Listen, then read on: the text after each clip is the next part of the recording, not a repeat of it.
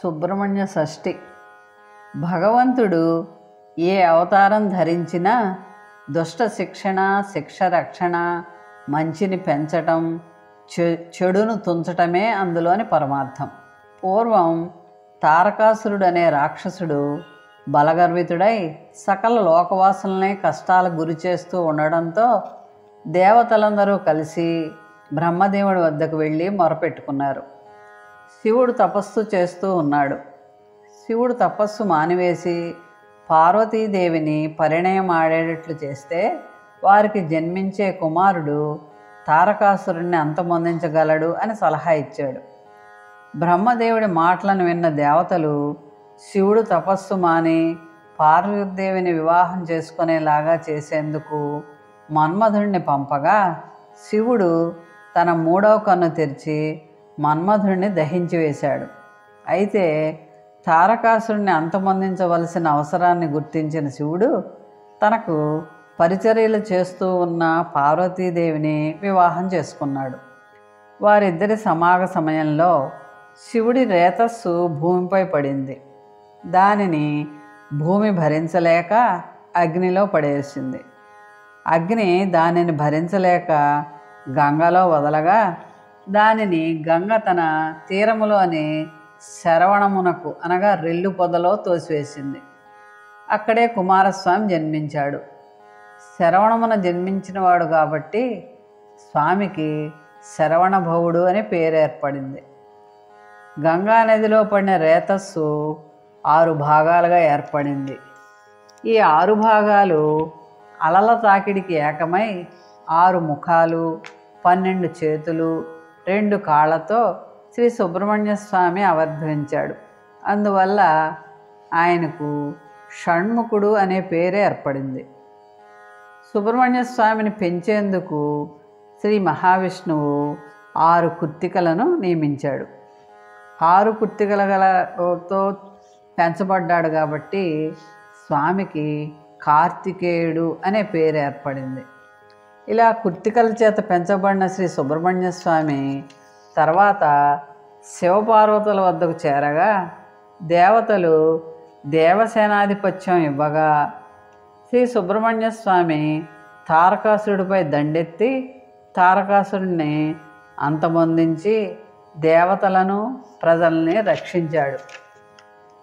మార్గశిర మాసం శుక్లపక్ష షష్ఠి రోజు కుమారస్వామి తారకాసురుని సంహరించి తారకాధిపతి వలె ప్రకాశించాడు.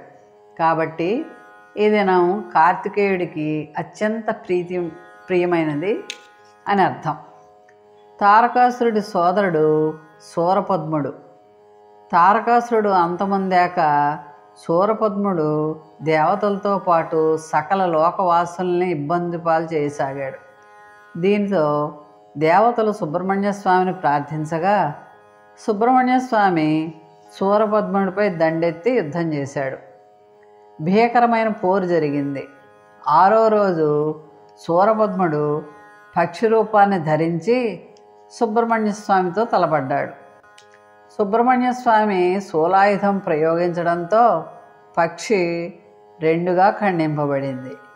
ఈ రెండిట్లో ఒకటి నెమలిగా మరొకటి కోడిపుంజుగా మారి శ్రీ సుబ్రహ్మణ్య స్వామిని శరణు వేడుకోవడంతో నెమలిని వాహనంగాను కోడిని ధ్వజంగాను చేసుకున్నట్లుగా కథనం. శ్రీ సుబ్రహ్మణ్య స్వామి వారికి 2 దేవేర్లు ఉన్నారు, శ్రీ వల్లీదేవి, శ్రీ దేవసేన వారు. తారకాసుడిని అంతమొందించిన తర్వాత దేవేంద్రుడు తన కుమార్తె దేవసేనను సుబ్రహ్మణ్య స్వామికి ఇచ్చి వివాహం చేయగా తిరుత్తణి ప్రాంత పాలకుడైన నందిరాజు కుమార్తె అయిన వల్లీదేవిని వేటగాడి రూపంలో వెళ్ళి వివాహం చేసుకున్నాడు. వల్లీ దేవసేనల సమేతుడై శ్రీ సుబ్రహ్మణ్య స్వామి వారిని ఆరాధించడం వల్ల భార్యాభర్తల మధ్య అన్యోన్యత వృద్ధి చెందడంతో పాటు కుటుంబం కూడా వృద్ధి చెందుతుంది. శ్రీ సుబ్రహ్మణ్య స్వామి పసివాడుగా తల్లి ఒడిలో ఉన్న సమయంలో శివుడు పార్వతీదేవికి ప్రణవమంత్రం యొక్క అర్థాన్ని వివరించాడు. బాలుడుగా ఉన్న సుబ్రహ్మణ్య స్వామి దాన్ని విని ఆకళింపు చేసుకున్నాడు. ఒకసారి బ్రహ్మదేవుడు కైలాసానికి రాగా బాలుడు సుబ్రహ్మణ్య స్వామి ప్రణవ మంత్రం యొక్క అర్థాన్ని వివరించవలసిందిగా అడిగాడు. బ్రహ్మ చెప్పలేకపోవడంతో సుబ్రహ్మణ్య స్వామి బ్రహ్మదేవుని బంధించాడు. అది చూసి శివుడు బ్రహ్మదేవుణ్ణి విడిపించాడు. స్వామివారికి పాల కావళ్ళు, పూల కావళ్ళు సమర్పించడం ఆనవాయితీ. ఈ కావళ్ళని స్వీకరించిన స్వామివారు కోరిన కోరికలను తీర్చడంతో పాటు వంశాభివృద్ధిని, కుటుంబ ఆర్థికాభివృద్ధిని ప్రసాదిస్తాడు. మార్గశిర మాసంలోని శుక్లపక్షం షష్ఠి సుబ్రహ్మణ్య షష్ఠిగా చేసుకుంటూ ఉంటారు. స్వామివారిని షోడశోపచారాలు, అష్టోత్తరాలతో పూజించి నైవేద్యం సమర్పించాలి. షష్ఠి రోజున పుట్ట వద్దకు వెళ్ళి పూజలు చేయటం అనేది మంచి ఫలితాన్ని ఇస్తుంది.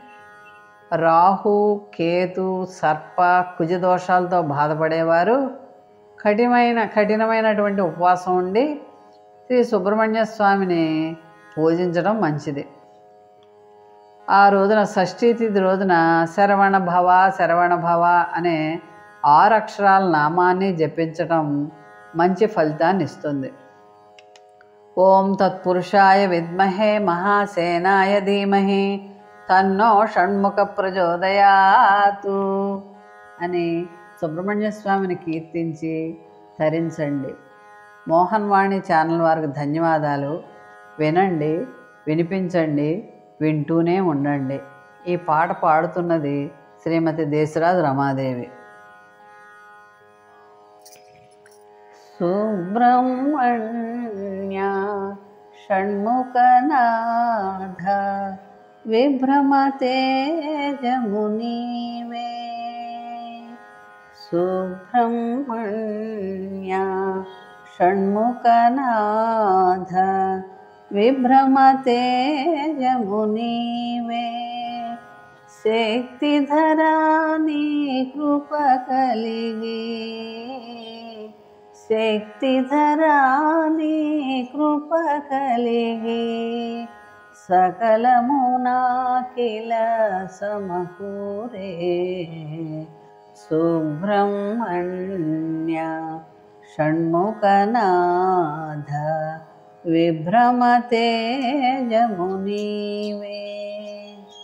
సునిశతమౌ శివధ్యాన శక్తి ఆయుధమై కాచే జగదీశ.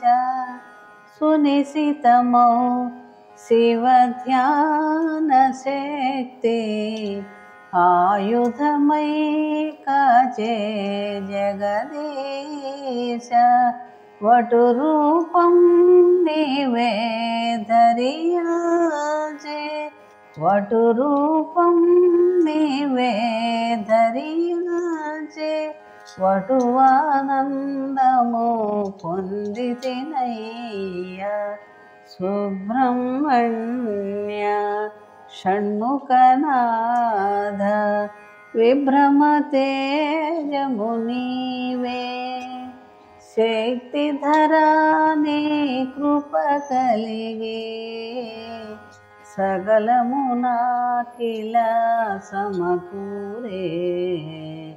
సుబ్రహ్మణ్య షణ్ముఖనాథ విభ్రమతేజమునీవే.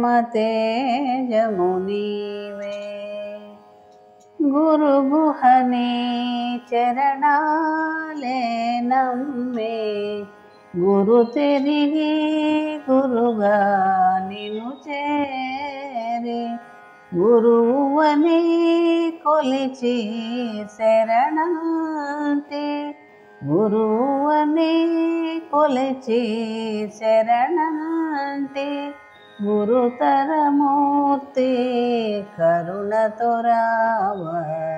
సుబ్రహ్మణ్య షణ్ముఖనాథ విభ్రమతేజమునీవే. శక్తిధరాని కృప కలిగి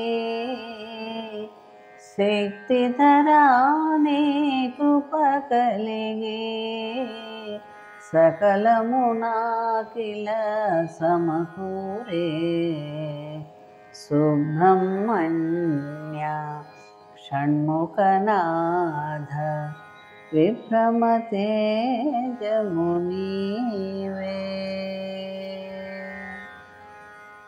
ఇంతవరకు మన ఛానల్కి ఎవరైనా సబ్స్క్రైబ్ చేసుకోకపోతే ఇప్పుడే ఈ క్షణమే సబ్స్క్రైబ్ చేసుకుని ఆ పక్క నుండి బెల్ బటన్ మ్రోగించి మమ్మల్ని ప్రోత్సహిస్తారని మనస్ఫూర్తిగా కోరుకుంటూ ధన్యవాదాలు.